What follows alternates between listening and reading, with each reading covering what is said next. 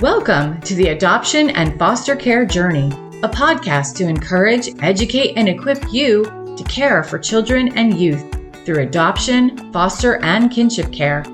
Hosted by an adoptive mom with over 22 years of kinship and adoptive parenting experience. She's on this journey with you. Please welcome Sandra Flach. Trust in the Lord and do good, dwell in the land and cultivate faithfulness. Delight yourself in the Lord, and he will give you the desires of your heart. That is Psalm 37, verses 3 and 4. I am your host, Sandra Flach. Welcome to the Adoption and Foster Care Journey, where it is my privilege to encourage and equip you for your parenting journey. I too am an adoptive mom with over 26 years of adoptive parenting experience, so I get it. My husband and I have raised 5 kids. We actually still have 2 young adults at home. They came to us, all 5, through kinship and international adoptions. So we've raised kids with trauma histories, prenatal exposure to alcohol. I know both the ups and the downs of this parenting journey, and I trust that this podcast will become an invaluable resource for you. Please share and like and follow our Adoption and Foster Care Journey new Instagram and Facebook pages. We pivoted from having our nonprofit, Justice for Orphans, posting everything for us. We're really kind of sort of segmenting out the work we're doing and providing the adoption and foster care resources, which includes this podcast, our FASD training, the support group that we lead, all of this amazing work in the space of adoption and foster care. We want to have that all featured on our FASD, not FASD, but Adoption and Foster Care Journey pages. So please find our pages on Facebook and Instagram and like and follow them. Our YouTube videos for this podcast, if you want to watch the video version instead of just listening, you can watch it. That still lives under the Justice for Orphans YouTube channel. So you'd have to go there to watch those. Anyway, want to make sure to draw your attention to that. And now we're going to get to our guest today. We have foster and adoptive mom, Madison Tyler, with us. Madison has been working as a pediatric dietitian since 2012. Much of her professional experience comes from working for the world's leading pediatric cancer research hospital, where she supported patients and families optimizing nutrition during cancer treatment. Madison started her journey as a foster parent in 2017. That's when she started recognizing many children entering care experience challenges which affected their relationship with food, sometimes in small ways and in other times in big ways. In 2024, Madison stepped away from her full-time job in order to spend more time with her family and to help foster and adoptive families through Nourish with Connection. She has a deep passion for helping families navigate feeding challenges, feeding-related challenges, I should say, build trust and foster connection around the table. Please welcome Madison Tyler. Hey, Madison, welcome to the show. Hey, Sandra, thanks so much for having me. I am so excited to have you on. I follow you on social media, and I was thrilled that we were able to connect because I know you are educating folks, adoptive and foster parents, on some very important topics that I don't think there's enough out there really. So we're going to cover all of that. And really want to start maybe, kind of at the beginning of your story with your professional career, and your heart for foster care and adoption, and all came together. But let's, what led you to become a pediatric dietitian? Sure. So, going to school, even in college, when I first started, I really didn't know what I wanted to do. I think it's silly that we expect 18-year-olds to know what they want to do with the rest of their life. But I just knew I was interested in nutrition. Like I thought, what kind of classes do I want to take? And just that topic really interested me. I thought, oh, that will be fun to learn more about how food affects our bodies. And then I started researching careers for that and learning about what dietitians do. And I always have had a heart for helping people too. And at one point thought I might be a social worker. And then I just quickly thought, oh, I don't think my heart could handle. I was like, I don't think I'm equipped for that. Little did I know, eventually I would become a foster parent. But at the time, that seemed a little too difficult for me. And so then I thought, oh, I could work in a hospital and I can help people in, difficult seasons. But I also don't have to worry about medical school or nursing school and poking people and needles and things like that. So it kind of fit my interests. Mhm. And so, yeah, that's really how it started. And I've always loved kids. Like, I've always had a passion for children and, loved babysitting from as early as anyone would let me, and knew I wanted to do something working with kids. So that's kind of where I saw myself going, was working maybe in a pediatric hospital, which I got to do. Yeah. So you worked actually with pediatric cancer patients. Just give us a little glimpse into that. It had to be very challenging, heart-wrenching at times, I'm sure. Yeah, for sure.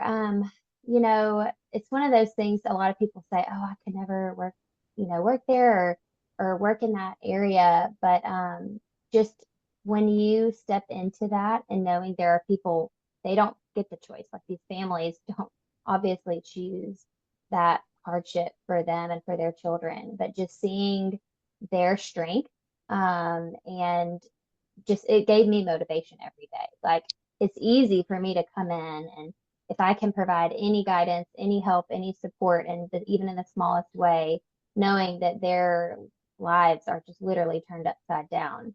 And it just gave me such good perspective on everything I have to be thankful for. Like, there are so many days where I would complain about silly things, and then I would just kind of be hit with this reality of, like, oh my gosh, I really don't have that much to complain about. Like, I have, my family and my health, and it was a really good perspective for me. But yes, there were days for sure where it was challenging and hard. Losing a patient was hard, but they gave me the motivation to really keep showing up every day.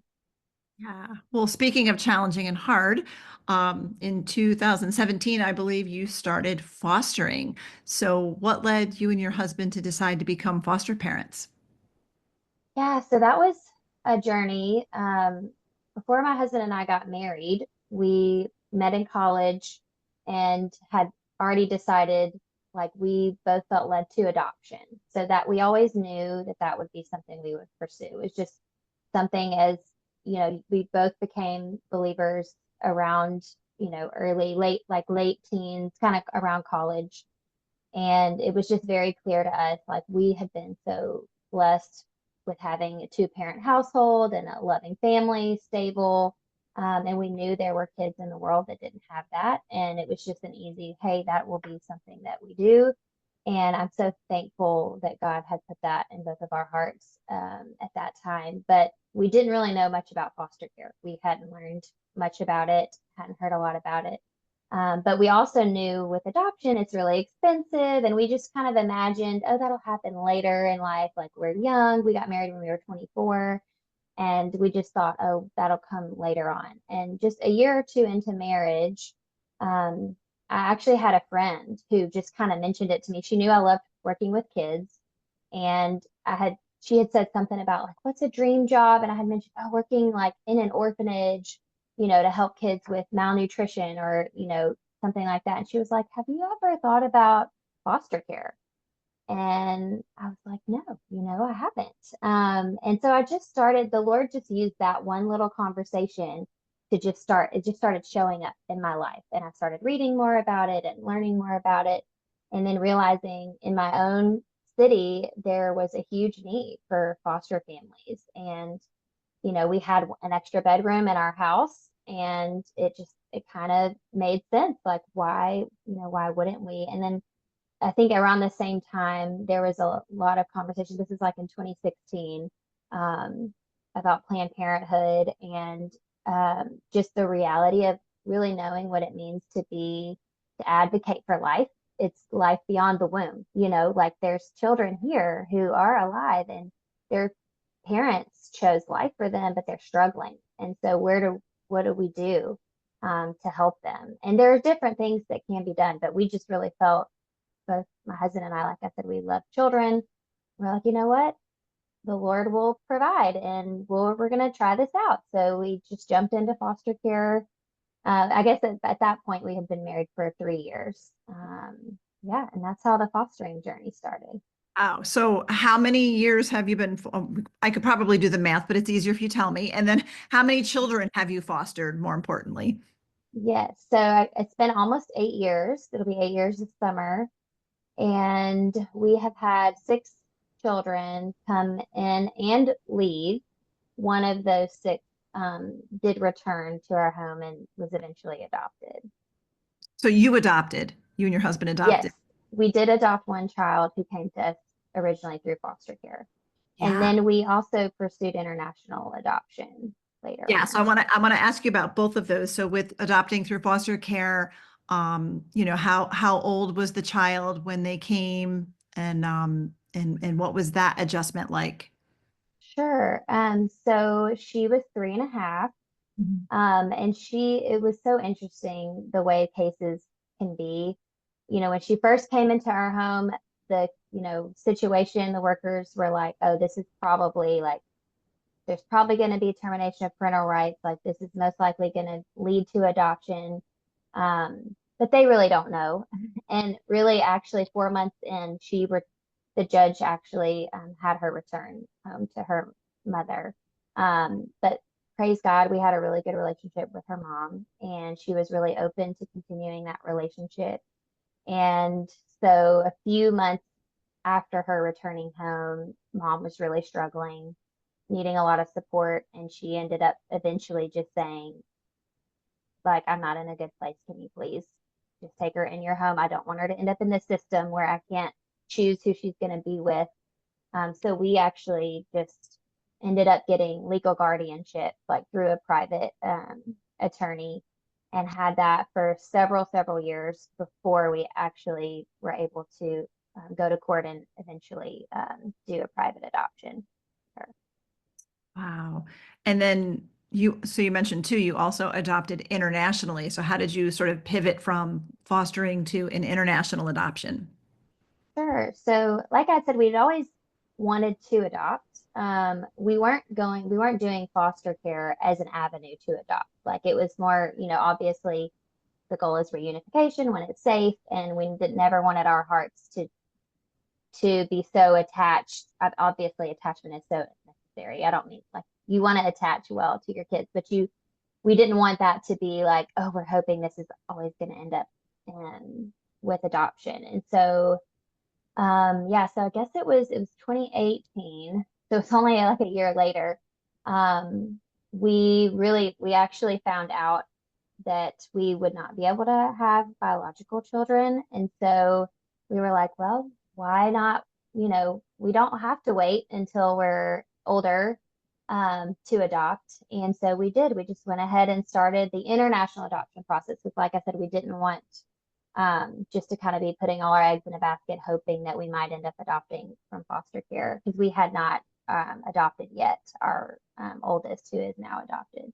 And so, yeah, we ended up choosing India, and it took, let's see, we started in 2018 and we matched with our daughter around the end of 2019, right before COVID. We should have brought her home in the summer of 2020, but because of COVID, the process got delayed until we brought her home in January of 2022. She was 7 years old at the time. Wow. So like it was a 2-year wait, at least with the Right. It added an extra. Wow. Did.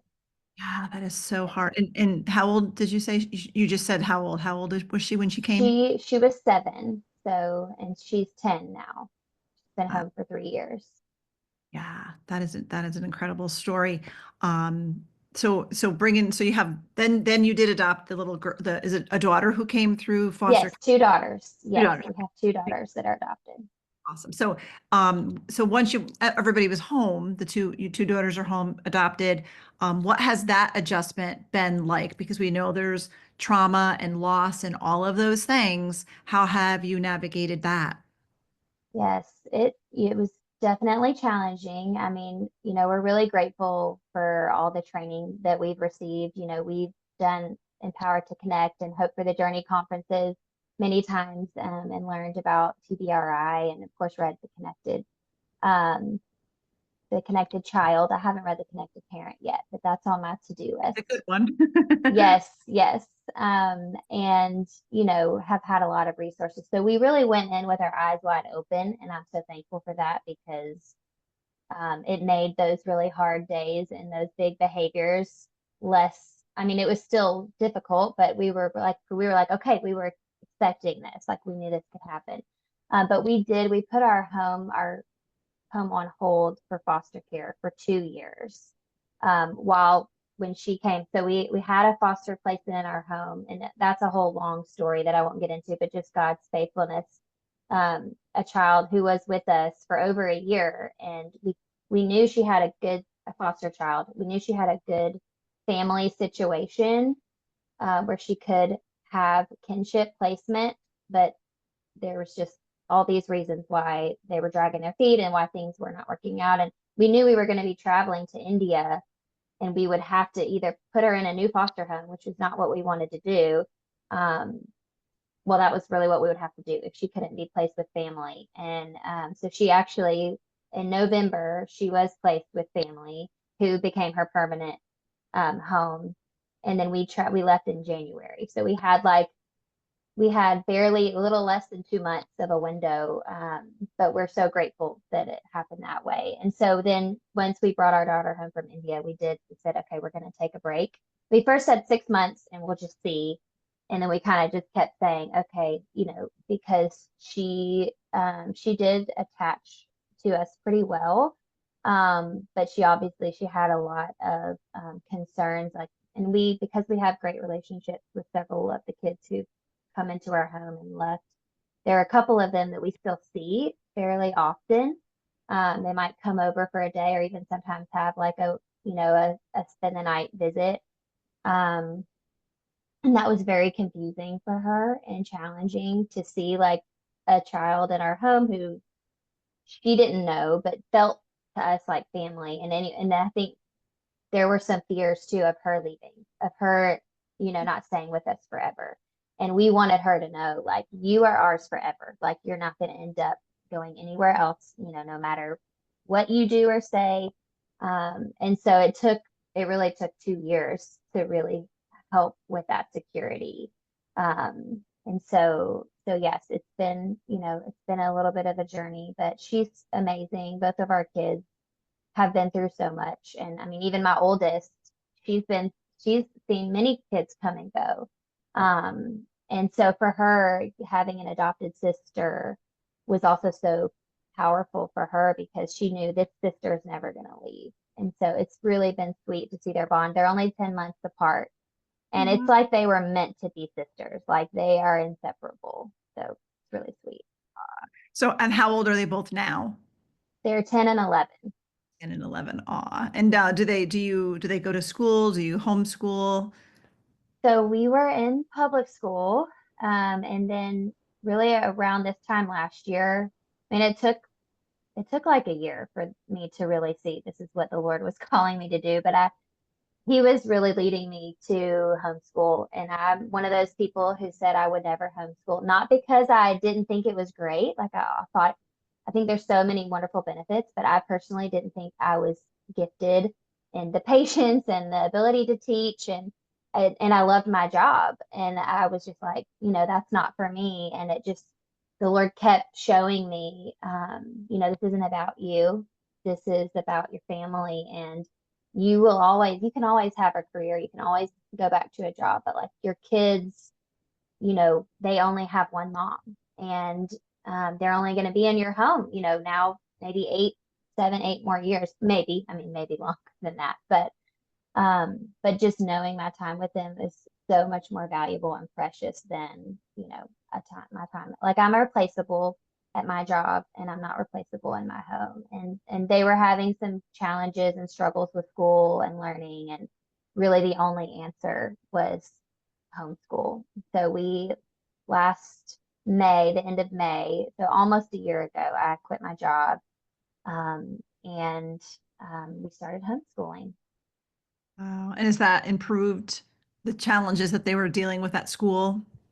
It has. It definitely has. I mean, there's still challenges for sure, but we're so much less stressed. I mean, our household was just so stressful, and I feel so bad. Like a lot of that stress was unnecessary stress that we were putting on our kids, and unintentionally, but just when you're working a full-time job, you can't pick up your kids from school. You get home at 5:30 and you've got to get dinner on the table if they have homework, and they weren't able to focus and learn during the day because of whatever distractions that they had. And so now you're having to reteach them everything. And my patience level is like this.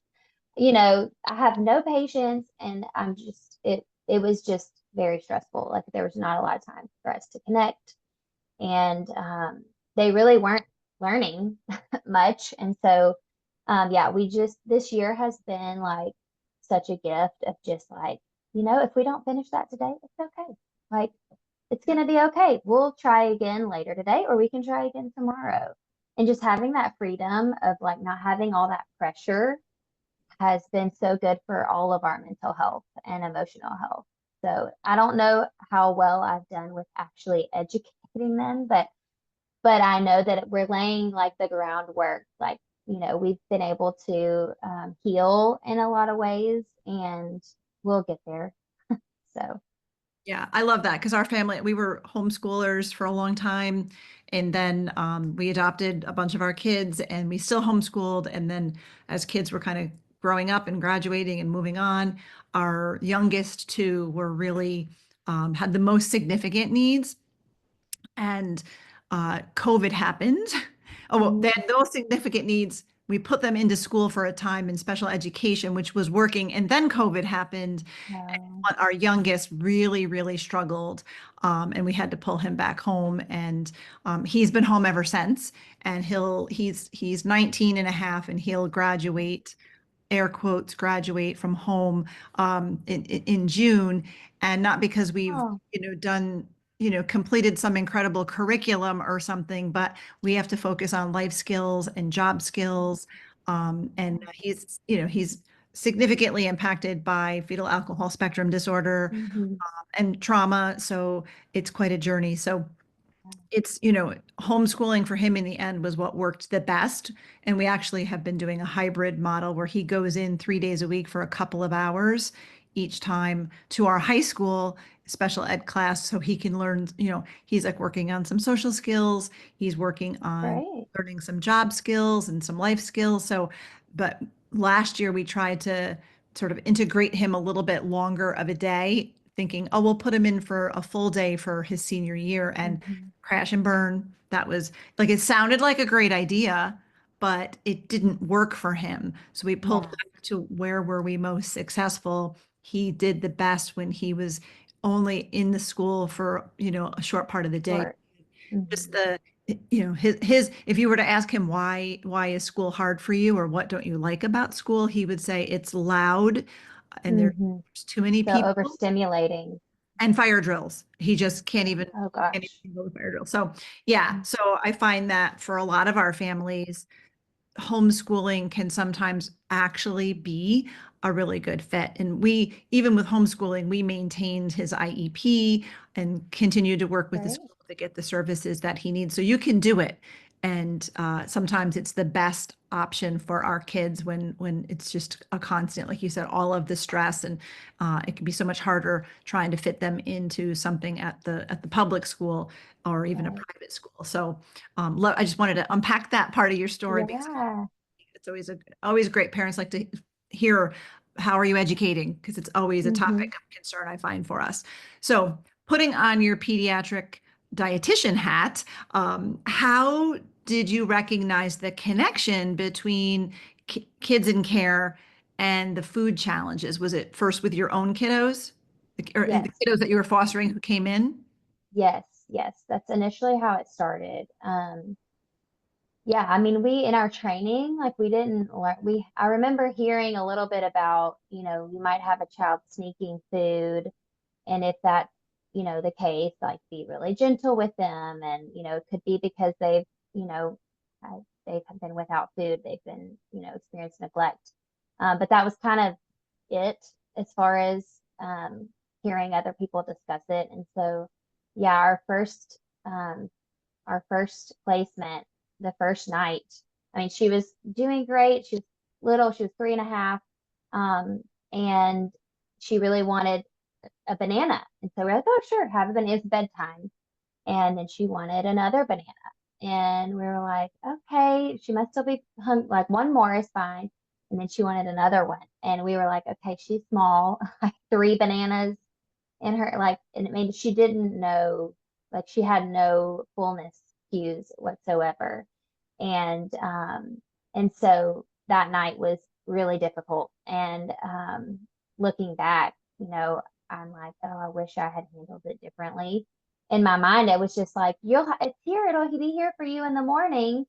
But in her mind, it was, I might wake up and it could be gone, and I didn't really know that at the time.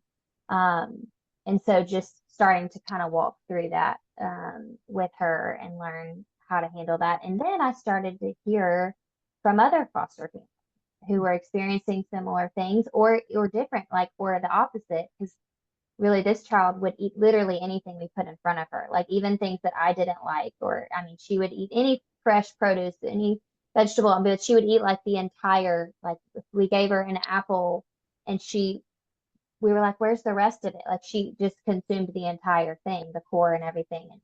And but then, I would later hear, extreme pickiness where kids were not eating, hardly anything. And then we did have later on some placements that were very picky eaters and selective eaters.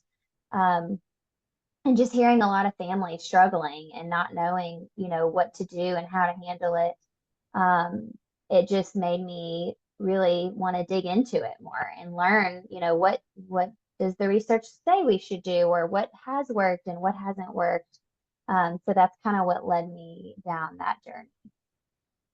Yeah, because I know with our kids, the five that we adopted, one was kinship. She didn't really seem to struggle with any issues at all. And then we adopted four siblings, and it was really the youngest two that had the biggest challenge. And the one was we got three at once, and then a few years went by, and then we got the fourth one. But when we brought the three home, the youngest one was 3 years old, and he had been in an orphanage. And I started noticing that we would have lunch and then he would have a nap, but I would have to lay down with him to get him to settle to where he could actually nap. And I noticed one day he had all this food stuck up in the roof of his mouth. Oh, So wow. he was hiding it in his mouth, saving it Mm, for later. And I was like, oh, oh, and it was heartbreaking. And we didn't know because we came into this initially through a kinship placement, and our daughter that we eventually adopted didn't go into foster care because she came to live with us. And then we adopted internationally. We didn't have any of the foster parent training. oh, Bringing wow. Adopting our daughter who came in through the kinship, we didn't even think of ourselves as adoptive or foster parents initially. We weren't planning on ever becoming adoptive or foster parents. It was Okay. like, well, here you go. I'm getting you involved in this. Hmm. And then eventually he called us to an international adoption. But we still, like, I read a little bit about attachment before we traveled for the international adoption, and a tiny bit about uh, prenatal exposure, or fetal alcohol syndrome, because at the time we had heard we were adopting from an Eastern European country, so that's common. So we had little bits, but I didn't get my hands on a copy of the Connected Parent until we brought our last child home, the youngest sibling out of the four, and we knew we were in big trouble and not equipped to parent him.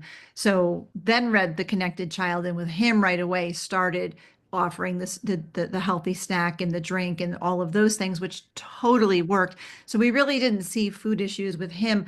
But over time, because the youngest two are both were diagnosed with fetal alcohol syndrome, I did start noticing one of our boys, who's now 21, intense sugar craving. And Mhm. like he would rather drink sugary beverages than eat food. And so Yeah. that's been a challenge. And that wasn't something that I noticed early on. It sort of developed over time. And then I've come to Mhm. understand that that's very much connected to that prenatal exposure to alcohol. So Yeah. a lot of different ways that nutrition problems and food challenges can present with our kids. Yes, for sure. For sure. It's kind of endless. Once you open that jar, you're like, oh, there and like you said, because when you are adopting, either internationally or through foster care, because of trauma or prenatal exposure or other things, there's health issues that have just chemically changed the body, chemically changed the brain. And so there are, and some kids, may have malnutrition or micronutrient deficiencies. There's just kind of this whole can of worms, and a lot of kids have a need for control because much of their life has everything is out of their control, and the one thing they can control is food. And so it can create a lot of stress and tension, just because that's something that they're trying to hold on to. Yeah, and I also learned about, and I think it's called, and you can I'm sure that you'll know better than I do, but is it introception? The Yes, interoception. Yes. So kiddos don't recognize they're hungry or they don't recognize that they're full. You Yes, mentioned that with the little one with yes, the bananas, and yes. that's common with kiddos prenatally exposed also. And I hadn't really learned about that, but I interviewed a young woman who she's an adult now, but she had been adopted. She was diagnosed with fetal alcohol syndrome. She was from Ireland. She was the first child in Ireland to ever get a diagnosis of an FASD. Oh, wow. In our conversation, she said, "Well, she still lives with her parents," and she said, "Well, I live with my parents because if I didn't live with them, I would die." So I was like, "So, like, could you explain explain that?" And Yeah. she said, "Well, she said, I don't recognize that I'm hungry. And one time I went 4 days without eating because I didn't feel hunger." And she said with memory, like short-term memory challenges. And she said, I would forget that I would need to eat.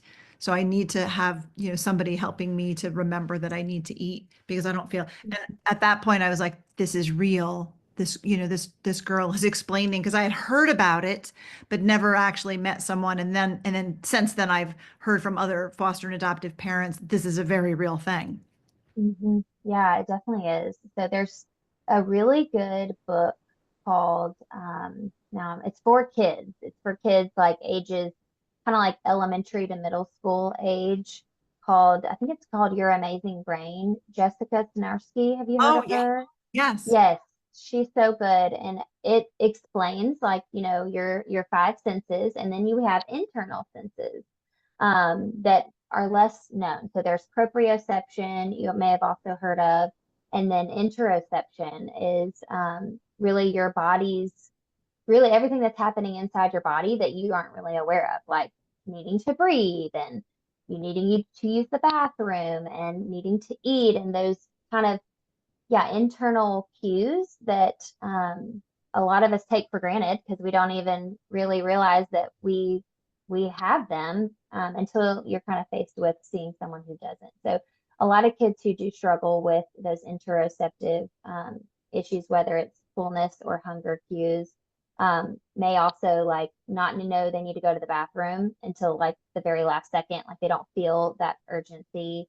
So that's kind of those sometimes go hand in hand. Those have gone hand in hand with one of our kiddos. And so that's one thing. But that book explains it really well, like in a way to help kids understand it. So I really like that. Sandra Flach, host of the Adoption and Foster Care Journey podcast, and FASD educator Debbie Raymond invite you to join Hope for the FASD Journey, a virtual support community for parents and caregivers raising individuals with fetal alcohol spectrum disorder, diagnosed or not. This faith-based support community meets online 3 times each month, features special VIP guests, and a private Facebook group for members only, which includes Soul Care Saturday video devotionals led by Sandra and Deb. Both Sandra and Deb are adoptive moms raising kids with FASD and facilitators of the Facets Neurobehavioral Model. For details and to register, visit justicefororphansny.org/hope-community. That's justicefororphansny.org/hope-community. So, Madison, describe some of the ways that you've seen kids struggle with their relationship with food. Like, what should foster and adoptive parents be on the lookout for? Absolutely. Kind of like I mentioned earlier, some kids have a desire to control. You know, they don't have control over anything else, so they get to choose what they eat and what they don't eat. So you may see this show up as a really picky eater, like they may choose not to eat, or that they don't like what's being served or what's being offered. And in those situations, you know, and it's so like this is kind of a nuanced, like it's very specific to a child's situation. Like obviously, if this is a foster child who's brand new to your home, they have a lot of reasons also to not feel hunger. They could be really anxious. They could be homesick. You know, they're in a whole new environment. They don't know what's going on and when they're going to go home. And so really being as sensitive as we possibly can and as accommodating as we possibly can is really necessary. So allowing them to go to the grocery store with you and pick out foods that they like. They may not even be able to tell you because they might not know what it's called. But if they can tell you, then obviously you ask them what do you like to have for breakfast? What's a favorite snack? Just really involving them in the preparation and making sure you have things on hand that they do like. And then when you are preparing meals, always serving at least one thing that you know that child likes. So I'm not recommending being a short order cook. Like that's just not practical for people, and it's not going to help your child be exposed to more foods if you're only making just what they want for their meal. So I think it's good to give kids opportunities to be exposed to new foods, but in a very low pressure environment. So family style meals is a really great way to do that, where you know, have maybe you made baked chicken and you have a side of mashed potatoes and you have a side of green beans and rolls, or, you know, but as long as you know, you're not sure if the kid likes some of these foods, but you know, they love bread, they love rolls, there's a safe food there for them. And then when you serve it, you let them choose what they want and how much of it that they want on their plate, and not making comments like, oh, you should probably put a vegetable on there, or you should eat this, or why aren't you eating that? But just really trying to make the conversation around the table more about just relationship and connecting with your kids. It actually is much more likely that that child will try something new when they're not being pressured to try it. And they're seeing other people at the table eat it and enjoy it. It seems safe.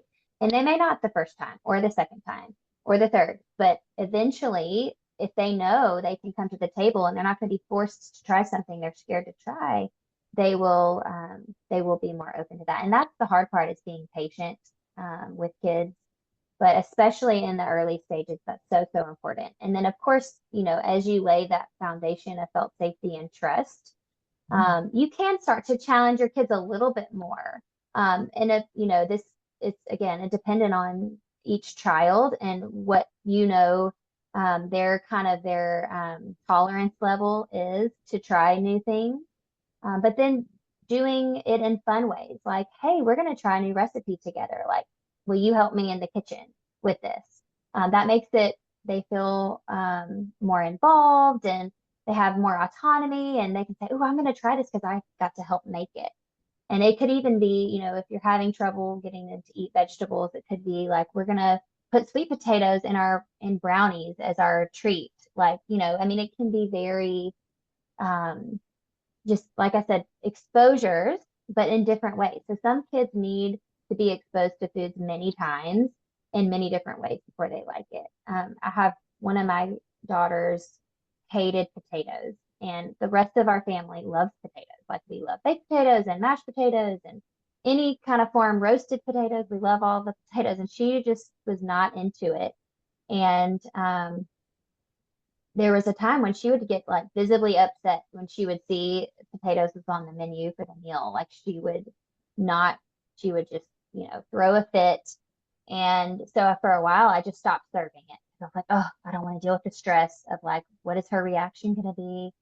And then I was just like, you know what? It's not really fair for the rest of the family to not enjoy it. I'll just make sure when I make it next that we're going to have other, like, I know she's going to like the meat that I serve. I know that she likes, the other vegetable.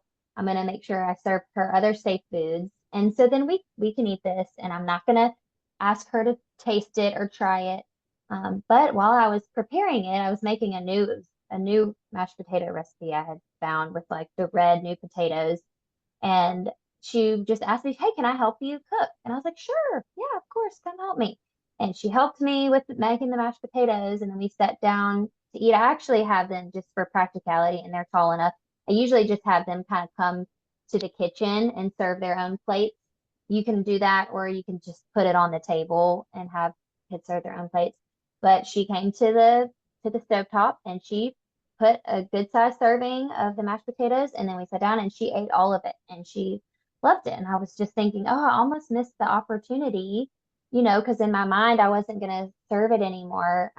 But just like I said, lowering the pressure, continual exposures, but letting it kind of be on her terms is what happened. Which I know some people are like, why do you even care if your child likes mashed potatoes?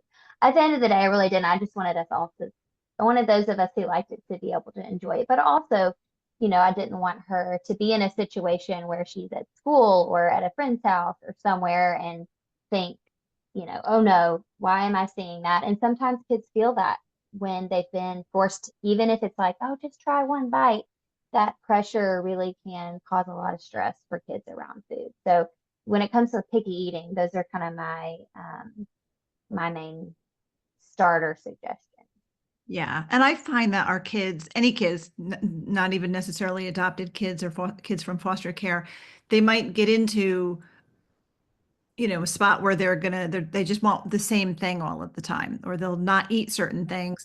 And I know parents can kind of get into that battle with kids, but I've grandkids now, so I can say, kids will eventually eat all of the things by the time they're going to high school or college, especially when they become teenagers. If you have teenage boys, they will eat you out of house and home. If you have a Yeah. picky eater right now, just wait, it will change. Uh-huh. You don't want to have that battle with the food, because we can either build connection, and I love your examples of planning a meal together, preparing the meal together, enjoying the meal together can build connection with our kids, or we can spend the time in that tug of war battle. You have to eat this, or you have to have more of that, like that kind of thing, which really doesn't help with connection, right? Right, right. I mean, if anything, it it hinders it, and it can become a barrier. And I was seeing that I was in some conversations with friends, or even just in like Facebook groups of just parents talking about like, I can't ever get my kid to eat this, and this is always a battle. And, and I'm so sensitive to that, because I know like at the heart of every parent is they want what's best for their child. Like, and I've been there too. And, when my kids have, to me, they haven't been eating enough variety, and it stresses me out. But I think that's too like just my desire to control and to make sure they have, a balanced diet, because I know how it impacts their overall health. And so I think, every parent, they have good intentions, but it can backfire, and it can really hinder your relationship with your kid. And then it can hinder their relationship with food, where they are a lot more fearful about trying new things. They're more resistant. And so I try to encourage families, kind of like you said, they'll either, which I know that doesn't help, but they will eventually grow out of it. But here are things you can do in the meantime just to help get a little closer to feeling more comfortable around food. And there's this really great study, one of my favorite studies to reference, that Harvard has done. It's one of the longest studies that exists on health, happiness, and longevity, like how, you know, what helps us to live longer, essentially. And they've looked at a wide variety of people in different socioeconomic statuses.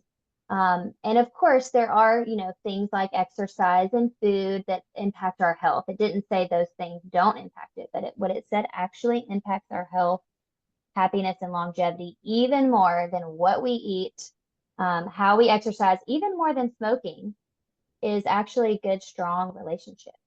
Yeah. That is really key to better cardiovascular health, better mental health, better just overall physical health. And so I try to help parents, see, like, let's focus on lowering stress. And that doesn't mean, if they want to eat candy, let them just eat candy. Like, there's obviously, you have boundaries as a parent, but you can place those boundaries in, tolerable ways, and just not to stress out so much. Like, if they don't eat a vegetable today, it's really going to be okay. That's not going to determine their health for the rest of their life. And so really focusing on your relationship with your child. And as you do that, I mean, my kids, a lot of times if they see me eating something, they want what I'm eating. And it's just so funny that I've had parents before, like, how am I going to get my kid to eat vegetables? I'm like, well, how often are you serving it? How often do you have it at meals? And the parent is like, oh, well, I hate vegetables and I don't want my child to be like me. I'm like, well, they're going to need to see you modeling that for them. Yes. Yeah. Oh, such great conversation. So, Madison, you left your job last year to devote the time to your family, to homeschool, and you started Nourish with Connection. So, tell us about your work through Nourish with Connection. What programs and services do you offer? Sure. So because I started homeschooling around the same time that I started Nourish with Connection, I'm mostly just offering free resources right now. I don't have a ton of time to devote to working with people one-on-one, even though that's what I would really love to do. I'm hoping to get there when I can figure out how to balance homeschooling, um, and that. But for now, I do have a free monthly newsletter where I just share, different topics, mostly that pertain to nutrition and kids with a history of trauma. Last month, I did something about sensory sensitivity. So kids who are either sensory seekers, who like to do a lot of like crunching and munching and seem to be oral sensory seekers, or kids who are sensory averse and, really averse to certain textures. And so I just kind of send different topics like that. And then, of course, through my Instagram account, I'm just trying to share some educational content there to help families. And then I have a blog on my website where I also blog about different topics. Last month's blog was about how to handle if your child is sneaking food. So I do have a program where parents could work with me one-on-one individually. You can find it on my website at nourishwithconnection.com. But it's kind of limited. It's kind of a narrow opportunity because I don't have enough time to meet a lot of needs. But I'm hoping in the future to have maybe even just online course options, or even a group option. But for now, I'm just kind of putting out free content. I have a little free ebook that I created so that people can kind of be on my email list. And yeah, so mostly just trying to give out some help. And of course, people can like DM me or send me emails or messages if they have specific questions about things. But I do hope in the near future to be able to work more one-on-one with people who need it. Yeah, so your Instagram is Nourish with Connection, so people Yes. can follow you there, and your website is also nourishwithconnection.com. Yes, that's it. So we can put that in the show notes so our listeners can go click on it and find you very easily if they want to learn more there. You chose the verse that we opened with, and I always love it when our guests pick the verse. I open with it, and then I always can circle back and answer them why they picked the verse. And you had chosen Psalm 37, verses 3 through 4, and I'll just read it again to remind our listeners. It says, "Trust in the Lord and do good, dwell in the land and cultivate faithfulness. Delight yourself in the Lord, and he will give you the desires of your heart." Madison, what led you to choose that verse today? Yeah, so as I had mentioned, I don't necessarily just have like a favorite verse because there are seasons when I have different favorite verses where God really speaks to me in different seasons of my life. But I have loved those verses for a long time, and I'm not a theologian, so my interpretation of it is more so when you're really trusting in the Lord and you are delighting in Him.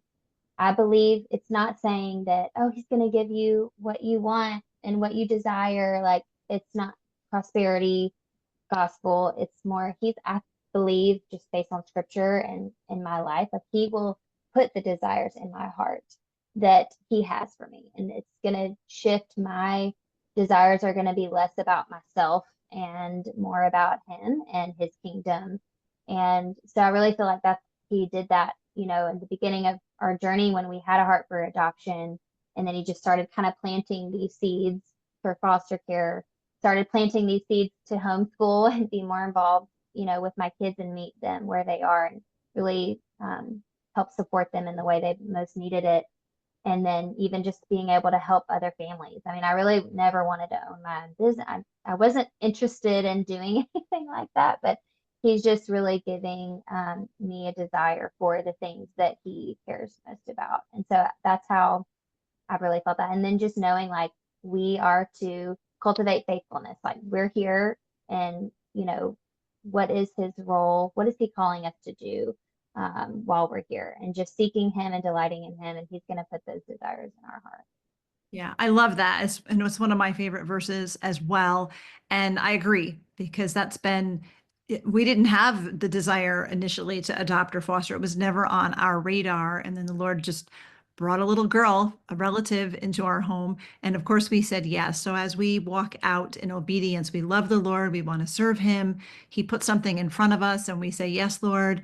And he begins to pour that into us, and we begin to desire the things that he would have us to desire, and then of Yes.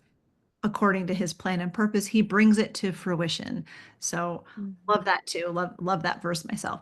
So also, as we wrap up here, I did want to talk about and have you give us some advice here because most of our listeners are adoptive and foster parents, kinship caregivers, and would you leave us with some words of encouragement, some advice as we're parenting our kiddos if they're struggling with nutrition problems, food problems?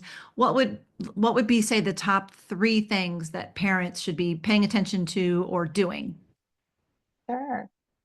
Um, I guess if I had to narrow it down to three, that's tricky.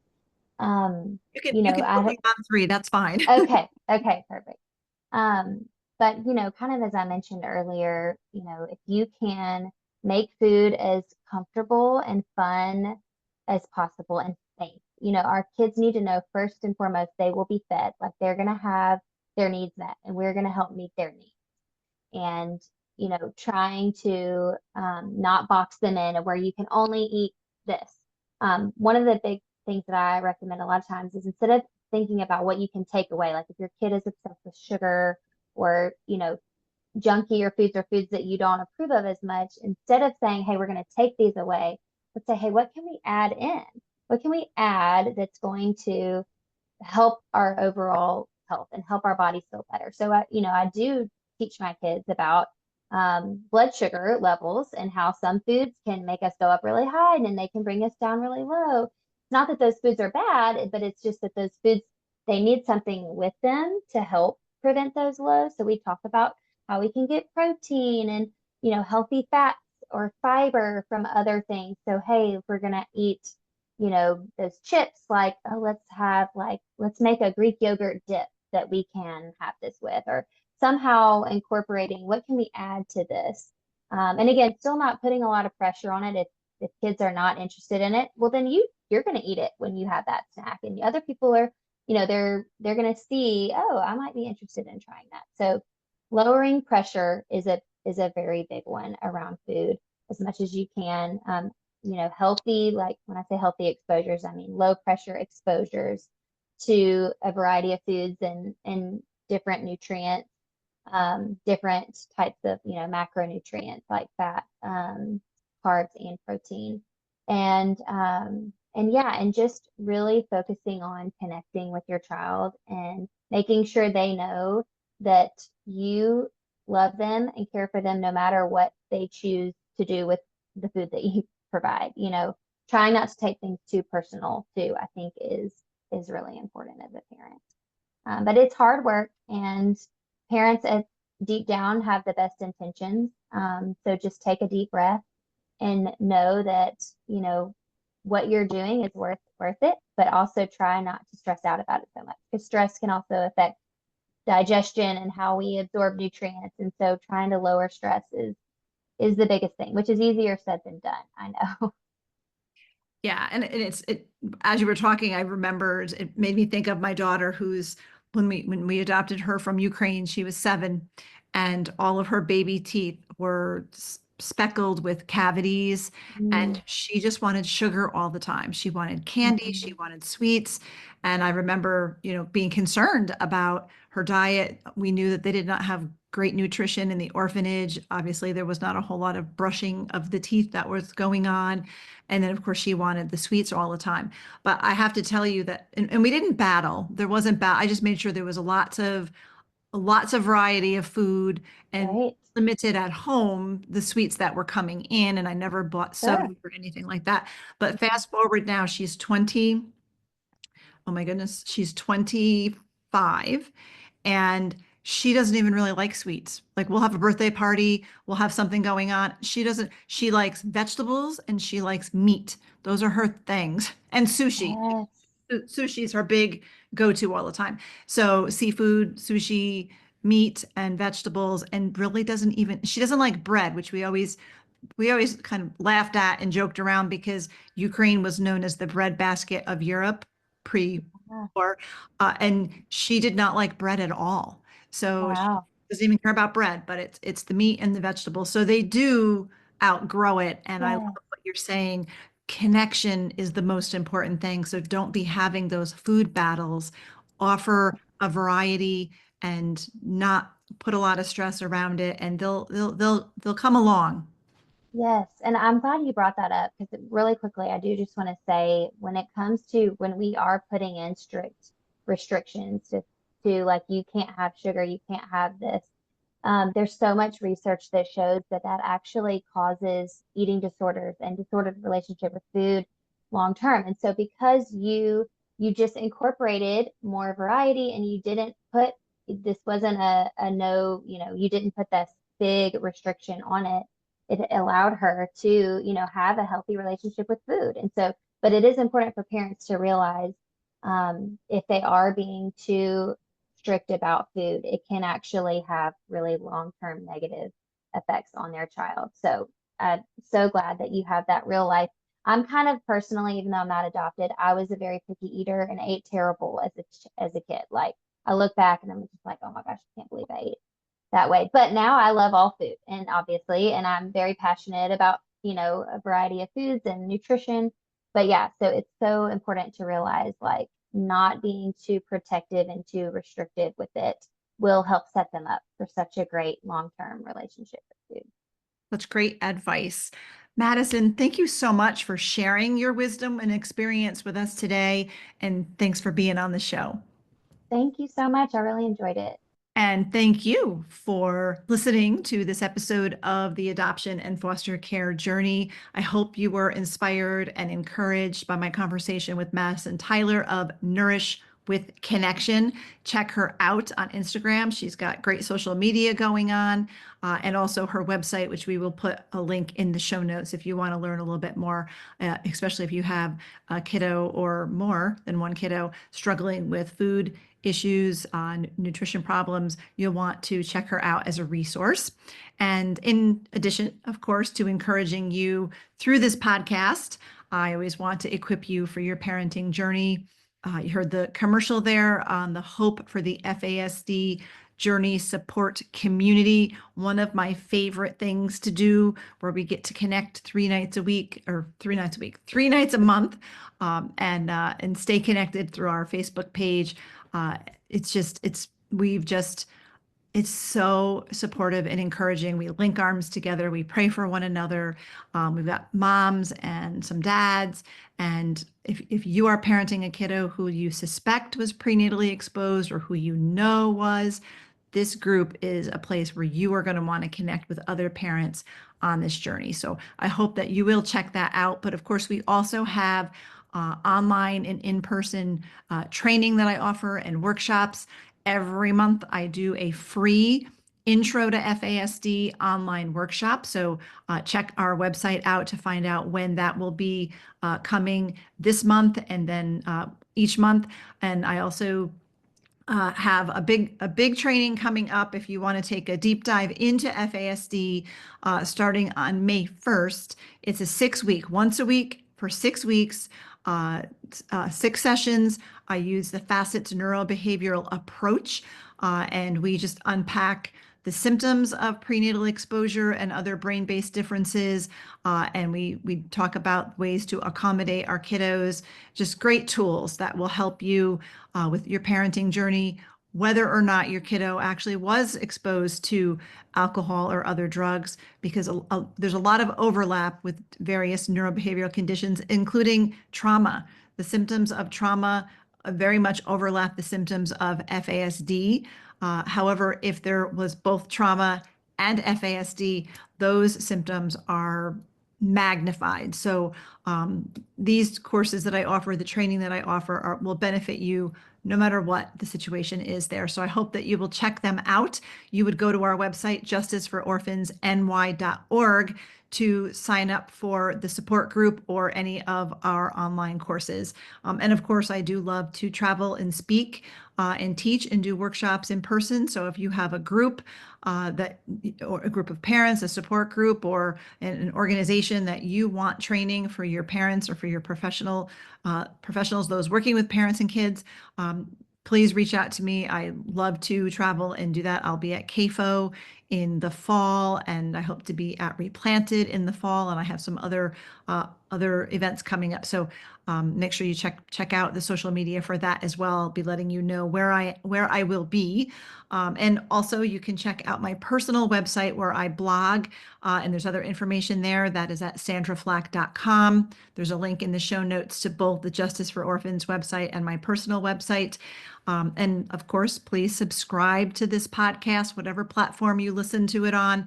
Follow it. If you listen on Apple, please leave a review. It just helps other foster and adoptive parents to be able to find this podcast, where it can be a great resource to them. And of course, our social media, our new adoption and foster care journey Facebook and Instagram pages, please follow those. You can also look me up at Sandra Flach on both of those platforms as well. And I love to connect with you, so please do that. And I am grateful that you spent your valuable time with me today. I am thrilled to have you along for the journey. Thank you for listening to this episode of the Adoption and Foster Care Journey podcast, brought to you by Justice for Orphans. We hope you were encouraged today. Please be sure to subscribe to this podcast and leave a review, and share it with your fellow foster and adoptive parent friends so they can be encouraged too. Be sure to find and follow us on Facebook and Instagram at Justice for Orphans. And check out our website for vital resources at justicefororphansny.org.